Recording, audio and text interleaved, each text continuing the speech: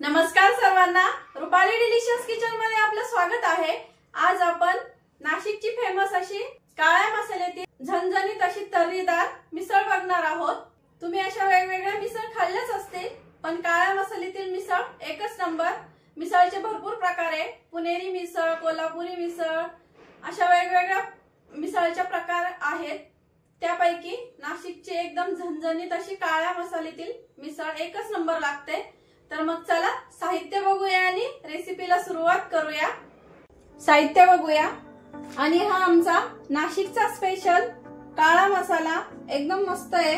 आणि ह्याच मसाल्यामध्ये आज आपण काळ्या मसाल्यातील मस्त झणझणीत आणि तर्रीदार मिसळ तयार करणार आहे आणि एकच मसाला वापरून करणार आहे तोही। तरी तुम्ही मेन इन्ग्रेडियंट्स म्हणजे आपलं मटकी वाटण्यासाठी आपण इथं घेतलंय खोबरं, एक कांदा घेणार आहे वाटण्यासाठी आणि एक कट करून टाकायचं आपल्याला फोडणीमध्ये, टोमॅटो, लसणाच्या पाकळ्या, कढीपत्ता, अर्धा इंच आलं आणि भरपूर अशी कोथिंबीर। फोडणीसाठी जिरं। हा आमचा घरगुती काळा मसाला आहे, तुम्ही ऑनलाईनही ऑर्डर करू शकता। यासोबत लाल मसाला आणि चहा मसाला पण मिळतो। अजिबात नो कलर, नो प्रिझर्वेटिव्ह, एकदम घरगुती पद्धतीत शुद्धतेत आपण असे मसाले तयार करतो। सध्या तर आपण हे 3 मसाले सुरुवात केली आहे। अजून आपली हळद पावडर, धना पावडर, जिरा पावडर असे बरेच प्रोडक्ट तयार होणार आहे। तर तुम्हाला आता पाहिजे असतील तर आता अवेलेबल मध्ये काळा मसाला आणि लाल मसाला, चहा मसाला हे 3 प्रोडक्ट आहेत। धना पावडर, हळद, चवीपुरतं मीठ आणि शेंगदाणे ऑप्शनल आहे, नाही घेतले तरी चालतील। तुम्ही जेव्हा मिसळ करता किंवा मटकीची रस्सा भाजी करता, कुठलीही मटकीचे कुठलाही प्रकार करता, तेव्हा शेंगदाणे वापरून बघा, खूप छान होते। तर आता आपण सुरुवात करूया। आणि मटकी तर मी घरीच मोड आणले आहेत, मटकीला स्वच्छ धुवून घेतली आहे। आता आधी तर आपण मटकी शिजायला टाकून देऊ। पातेलं गरम करायला ठेवलंय। पातेलं गरम झालं की आपल्याला अर्धी पळी तेल टाकून घ्यायचंय। आणि याआधी मी झणझणीत मिसळ असा तेल थोडंसं गरम झालं की जिरं टाकून घ्यायचंय। जिरं छान तडतडलं की हळद टाकायची थोडीशी, पाव चमचाला ही कमी, आणि मटकी टाकून घ्यायची घेतलेली। मटकी थोडीशी परतून घ्यायची तेलावरती। आणि हे प्रमाण सांगितलंय, हे प्रमाण 3 ते 4 लोकांसाठी भरपूर होतं। तेल आता हळदीमध्ये छान मटकी परतून घेऊया आता। आणि यासोबत आपल्याला शेंगदाणे पण टाकून घ्यायचे आहे, म्हणजे मटकी सोबत ते पण छान उकडतील। मटकी आता थोडीशी परतून झाली की वाटीने सांगते तुम्हाला मी किती पाणी टाकणार आहे। तर मी 2 वाटी पाणी टाकून घेतलंय इथं, आणि थोडंसं मीठ टाकून घ्यायचं मटकी पुरतं। दुसऱ्या गॅसवर शिफ्ट करते आणि आपण आता मटकीच्या मसाल्याची वाटण्याची तयारी करूया, म्हणजे दोन्ही पण सोबत होईल। आधी आपण कांदा, टोमॅटो वगैरे कट करून घेऊ आणि मग कढई ठेवूया गरम करायला। सर्वात आधी आपल्याला कांदा कट करून घ्यायचा इथं।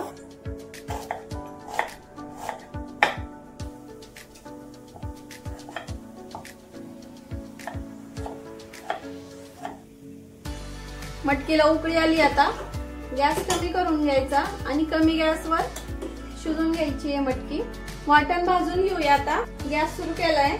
मसाला भाजण्यापुरतं आपल्याला इथं तेल टाकून घ्यायचं आहे। तेल गरम झालं की कांदा टाकून घेऊया। आता कांदा चांगला लाल रंगावरती भाजून घ्यायचा आहे आपल्याला। आधी कांदा थोडासा परतला की खोबरं टाकून घ्यायचं इथं। खोबरं पण आता आपल्याला छान परतून घ्यायचंय। वाटण थोडंसंच आहे म्हणून मी सर्व एकत्र परतते। तुम्ही जास्त वाटण तयार करणार असाल तर सेपरेट जर केलं तरी चालेल। टोमॅटो पण आत्ताच टाकते, म्हणजे सगळं सोबतच छान परतेल। आल्याचे तुकडे, लसूण,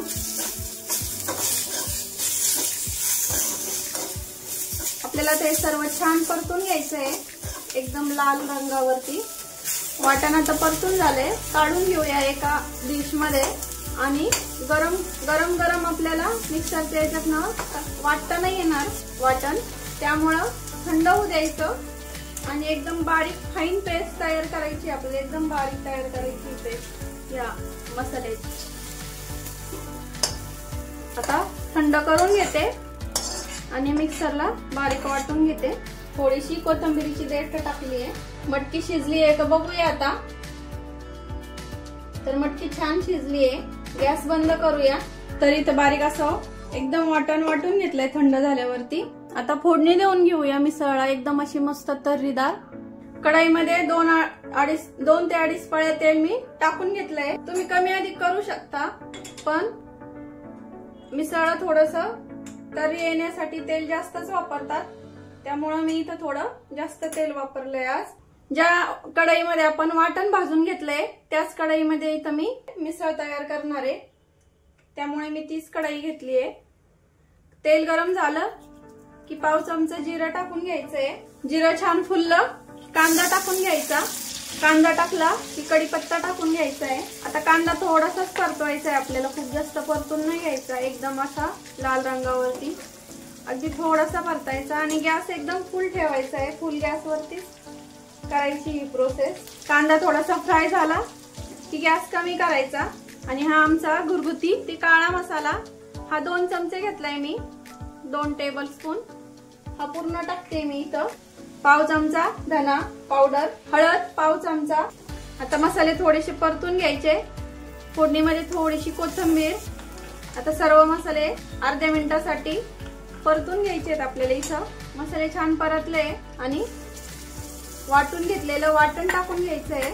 आता आपल्याला हे साहित्य वाटण आणि मसाले वगैरे सगळं तेल सुटेपर्यंत छान परतून घ्यायचंय आणि वाटणामध्ये मी थोडंसं पाणी टाकून वाटून घेतलंय, त्यामुळे एवढी छान फाईन पेस्ट तयार झाली आहे। आणि रंग वगैरे बघू शकता एकदम प्रॉपर असा मस्त काळा आलाय आणि सुगंध एवढा छान येतोय। आत्ताच तोंडाला पाणी येतंय। दुसरे कुठलाही मसाला वापरायची गरज नाही, फक्त हा एकच मसाला वापरला की आपली मिसळ एकदम तर्रीदार छान होते, एकदम चविष्ट होते। आता तेल सुटेपर्यंत मी मसाले छान परतून घेते। वाटण तुम्ही जेवढं परतून घ्याल तेवढी छान टेस्ट येते मसाल्यांना। आता हळूहळू तेल सुटायला लागले आपल्या वाटणाला आणि मसाल्यांना, बघू शकता किती टेम्पटिंग दिसते मस्त। तर आपलं वाटण छान परतून झालंय। आता मला 5 ते 7 मिनिटं लागले ते वाटण वाटण्यासाठी, कारण आपण आधी पण छान कांदा टोमॅटो खोबरं वगैरे मस्त परतून घेतलेलं, त्यामुळे मला जरा कमी वेळ लागला। आता आपण तयार करून घेतलेला जो मटकीचा स्टॉक आहे तो इथं टाकून घेऊया। तुम्हाला मटकी आणि रस्सा वेगवेगळा ठेवायचा असेल तर फक्त स्टॉक याच्यामध्ये टाकायचा वाटणामध्ये आणि मटकी बाजूला सेपरेट करून ठेवू शकता तुम्ही, पण मी दोन्ही एकत्र टाकते। खूप छान चव येते असं एकत्र सगळं मिक्स केल्यामुळे, सर्व मिक्स केल्यामुळे खूप छान लागते।